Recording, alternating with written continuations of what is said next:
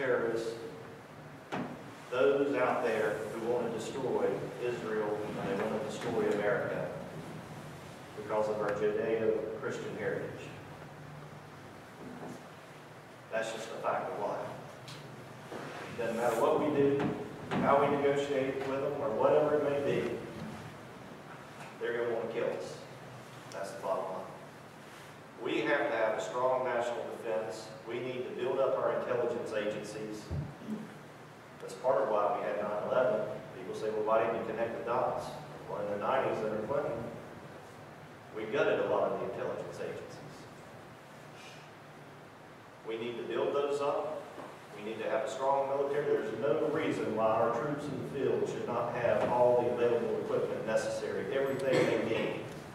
And there's no reason why we shouldn't take good care of our veterans who serve this country. But I think fundamentally we've got to understand there's always going to be this battle. And once you understand there's always going to be that battle, you can prepare to protect Israel and America.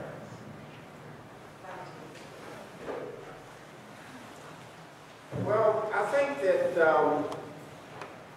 you've got Iran, and I think that we've always got to be strong, and I think that we are, we're very strong. We spend something like $900 billion on our defense, and Iran spends $7 billion.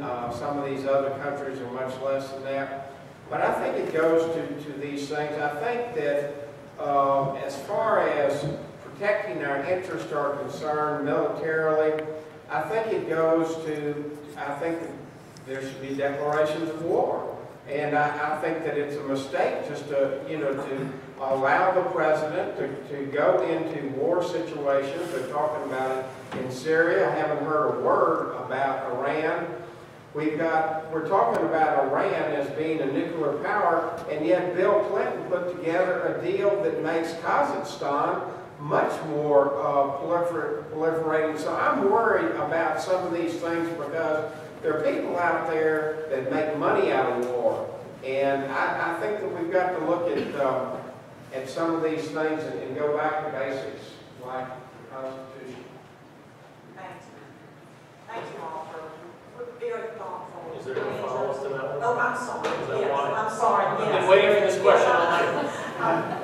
Yes, please, I'm sorry. Friends, you heard me talk about energy as the #1 issue. And certainly you heard me talk about how could we to bump up against China.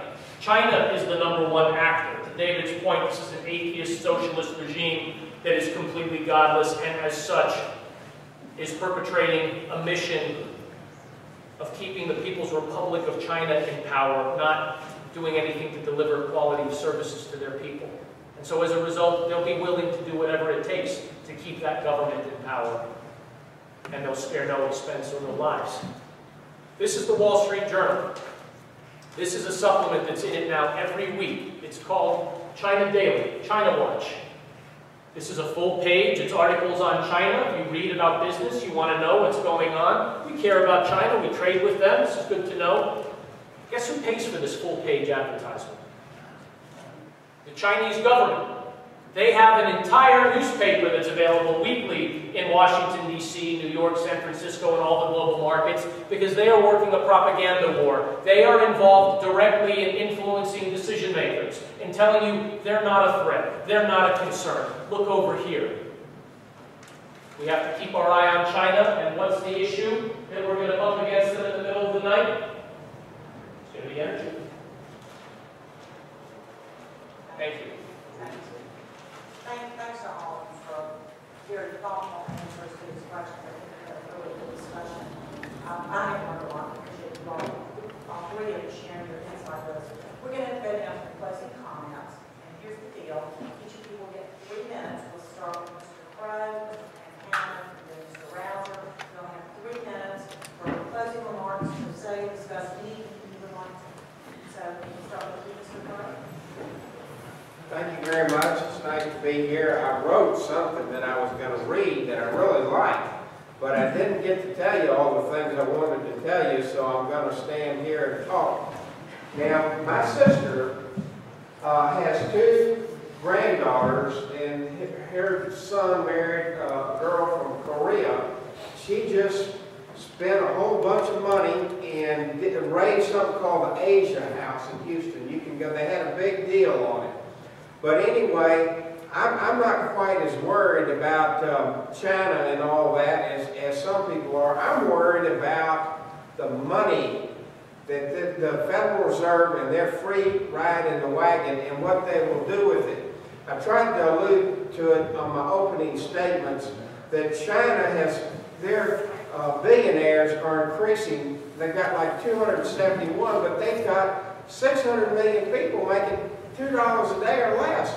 They can go way up.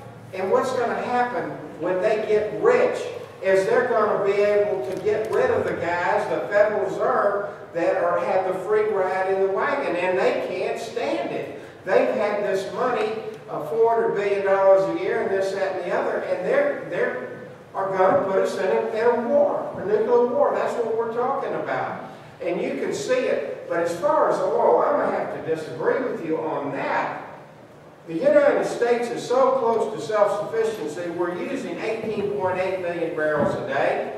We're producing 10 million. We're supposed to increase that by 3 million barrels a day.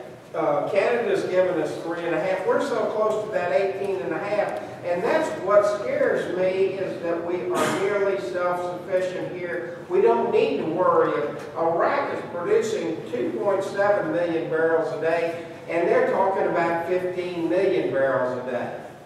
We're almost sufficient. There's oil everywhere here. We're taking oil off the market by going into Libya, this place and that place, and that is why oil is high. Cheney had the Energy Task Force. He put all these guys together. He made us very self-sufficient in oil, but it's scary because it looks like it's in preparation of a nuclear war in which we are going to be able to easily live with Canada, Mexico, what we're producing, what the increase, and go into South America. We can go and have one heck of a nuke fest, and we're going to be able to have all that we want here. That worries me. Anyway, I just think that it gets down to money.